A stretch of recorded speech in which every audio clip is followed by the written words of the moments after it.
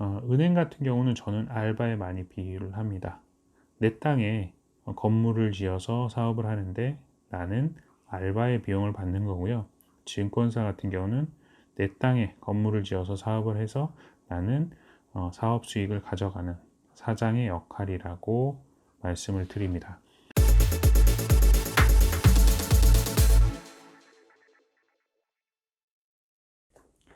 안녕하세요, 한동화입니다. 오늘은 금융 3사, 크게 보면 은행, 증권사, 보험사 이렇게 금융 3사가 있는데, 이 금융 3사가 잘 이야기해 주지 않는 부분들, 그리고 놓치고 있었던 부분들, 그리고 수수료 체계에 대해서 간단하게 이야기해 볼 거고요. 그리고 그 금융 3사마다 제가 추천드리는 어떤 상품의 형태, 개별 종목은 제가 추천드리지 않겠지만 어떠한 금융 상품의 형태 정도를 제가 오늘 말씀드려 보도록 하겠습니다. 그러면 제가 보드를 활용해서 설명을 드리도록 하겠습니다. 금융 3사를 정해 보자면 은행이 있을 수 있고요. 그리고 우리가 증권사를 많이 이용하게 되고요. 마지막으로 보험사가 있을 수 있습니다. 이 금융 3사에서 금융을 이용하게 되는데, 제가 강의를 나가거나 어떤 설명을 하게 될 때 다 한마디씩 이런 정의를 내려드립니다. 은행 같은 경우는 네 돈으로 돈 벌어줄 테니까 너는 수수료만 챙겨, 수익은 내가 볼게 라고 얘기하는 금융사의 형태고요. 두 번째, 증권사 같은 경우는 네 돈으로 돈을 벌어 너한테 줄 테니까 나는 수수료만 줘 라고 얘기하는 형태입니다. 그리고 보험사 같은 경우는 내가 계모임 하나 만들어 줄게, 이 리스크를 닥치지 않은 사람들의 돈을 모아서 내가 너에게 보상 형태를 줄 테니까 그 계모임의 보증 비용은 확실히 나한테 챙겨줘, 수수료를 줘, 이렇게 말하는 형태입니다.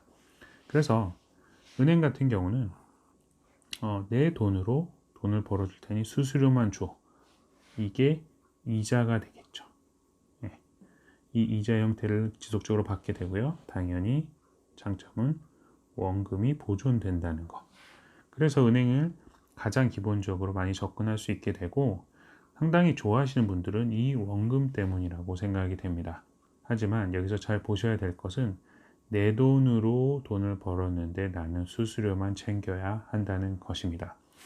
예를 들어서 내가 대출이 1억 있고 예금이 1억 있다고 가정했을 때, 내 돈을 가져가서 내 예금을 가져가서 대출의 형태의 어떠한 사업을 하는데, 예대 마진 같은 경우는 그냥 제가 편하게 눈에 보이기 위해서 대출은 5%의 어떠한 금리, 즉 이자를 내게 됩니다.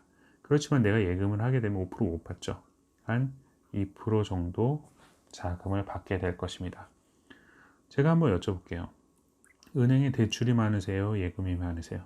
대부분의 일반적인 사람이라면 대출이 많을 것입니다. 집을 사기 위해서 3억 5억 대출을 받으셔서 은행 이자를 꾸준히 내고 계실 테고, 대신에 은행에 일반인 같은 경우 예금으로 3억 5억 갖고 계신 분은 없을 것입니다. 만약에 똑같이 1억을 대출을 받고 1억을 예금을 하고 있다고 하더라도 5%, 2%이기 때문에 나는 항상 3% 정도의 어떠한 수수료를 은행에 내고 있다 라고 생각하시면 맞을 것 같습니다. 여기에 인플레이션, 물가 상승률까지 감안을 하게 되면 은행에 접근만 하게 되면 내가 항상 마이너스 금리에 노출이 된다는 게 이런 의미일 것입니다. 하지만 이 원금 보존이라는 이거 하나에 막혀 있고, 그리고 과거 금리가 20, 30% 돼서 접근만 잘 해도 원금이 2배, 3배 불어났던 시기를 경험하셨던 분들은 여기에 안주하시게 되겠죠. 그리고 증권사 같은 경우는 내 돈을 벌어서 나한테 다 준다고 하니 수수료 정도만 내면 되겠네, 상당히 좋아하시겠죠. 이 수수료가 평균적으로는 1% 내외이기 때문에 상당히 유익하다고 생각을 합니다. 그래서 은행 같은 경우는 저는 알바에 많이 비유를 합니다. 내 땅에 건물을 지어서 사업을 하는데 나는 알바의 비용을 받는 거고요.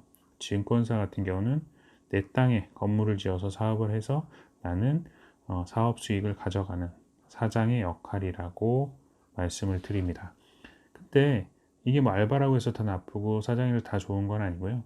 재정관이나 어떠한 성격에 따라서 나는 알바로서 꾸준히 돈을 버는 게 좋은 사람일 수도 있고, 어떤 사장으로서 리스크를 감당하면서 투자 수익을 다 가져가길 원하는 사람이 있을 수도 있겠죠. 그거를 비교해 보시면 될 것 같고요. 다만 얼핏 보면 내 돈 벌어서 내가 다 준다고 하니까, 나를 다 준다고 하니까 이게 상당히 좋아 보이지만, 어떠한 내 돈의 그래프는 이렇게 떨어질 수도 있어요. 그럴 때도 수수료를 챙겨가는 형태입니다. 즉 임대료 같은 게 대표적으로 내가 장사가 안 돼도 따박따박 내야 되는 형태입니다. 그리고 내가 사업을 하다 망해도 뭐 인테리어 사업이나 직기류 사업이나 이런 분들은 지속적으로 매도 매수가 이루어져서 수수료를 받아 가시잖아요. 그런 형태이기 때문에 무조건 좋다고만은 말할 수 없습니다. 즉 여기에서 부자가 되기 위해서는 금융사를 떠나라는 이유가 이 수수료조차도 아껴야 되고, 돈을 벌 때는 이 수수료가 안 아깝게 느껴지는데 내 돈이 자산의 가치가 떨어지고 있을 때도 수수료를 계속 내야 된다는 겁니다. 그리고 제가 여기서 한 가지 잘 얘기하지 않는 부분을 말씀드리자면, 증권사에서 전화 많이 오죠. 사셔야 됩니다, 파셔야 됩니다, 이런 전화가 많이 오는데, 그것은 적극적으로 관리를 해준다기보다는 어떠한 고객의 자산 가치가 올라갔어요.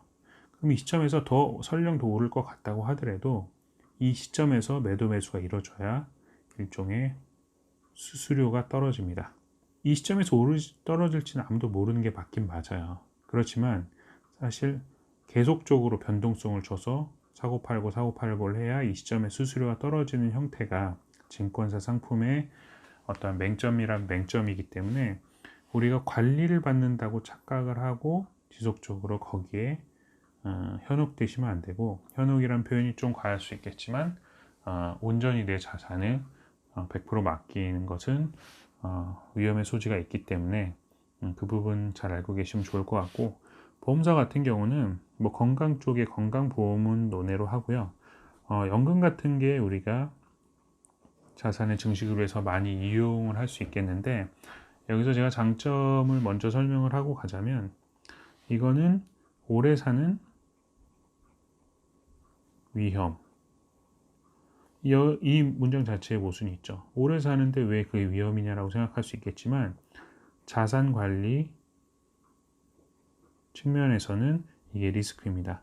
왜냐하면 오래 살게 되면 돈이 많이 들어가죠. 근데 나는 예를 들어서 80세까지만 살려고 돈을 준비해놨는데 90세까지 산다. 그럼 10년 동안 이 공백을 내가 준비를 못했기 때문에 이건 고스란히 리스크가 되게 되는 겁니다. 그래서 오래 사는 건 축복일 수도 있겠지만, 재정적으로 자산관리 측면에서는 이게 리스크가 되는 겁니다. 그것을 해치할 수 있는 게 보험사 상품입니다. 다만 수수료가 상당히 세죠. 그래서 변액 같은 어떠한 펀드를 보험사에다 하시는 경우도 있는데, 이거 자체는 두 가지 리스크가 있어요. 수수료가 상당히 셉니다. 증권사 같은 경우는 1%인데 변액 수수료 같은 경우는 7에서 뭐 한 12, 많게는 12%, 요즘은 한 7%대로 고착화되었을 텐데 수수료가 상당히 세다는 점이 크고요. 그리고 관리적인 차원에서 아까 말씀드렸지만, 여기는 수수료를 위해서라도 지속적으로 모니터링하고 매도 매수를 고객에게 요청하기 위해서 어떤 정보가 제공이 되기 때문에 이런 관리적인 측면이 있는데, 보험사 변액이나 펀드 같은 경우 수수료가 초기 1년에서 2년 동안 다 지급이 되기 때문에 그 이후의 관리 같은 경우는 소홀해질 확률이 상당히 높습니다. 그래서 이렇게 금융 3사를 구분해 주시면 좋을 것 같고요. 여기서 그러면은 추천 상품 같은 경우를 하고 마무리를 지어보자면, 은행 같은 경우는 적금이 있겠죠. 그래서 적금 형태는 이자를 뭐 크게 번다기보다는 이건 일종의 시스템을 만드는 형태. 왜냐하면 돈 주머니에 있으면 쓰게 되잖아요. 그래서 돈을 지속적으로 모으는 게 좋은 거고, 여기에 어떠한 은행 가면 요즘에는 방카슈랑스로 인해서 보험도 팔고 펀드도 팔고 하긴 하는데, 이런 분야들은 각자 그냥 전문가들에게 맡기고, 은행에선 적금의 형태, 그리고 격가지로 주택청약 같은 게 있을 수 있겠죠. 주택청약 같은 거 가입해 두시면 좋을 것 같고요. 증권사 같은 경우는 예인 연습이라고 생각하시면 좋을 것 같아요. 그래서 여기에 계속 뭐 ETF 좋죠.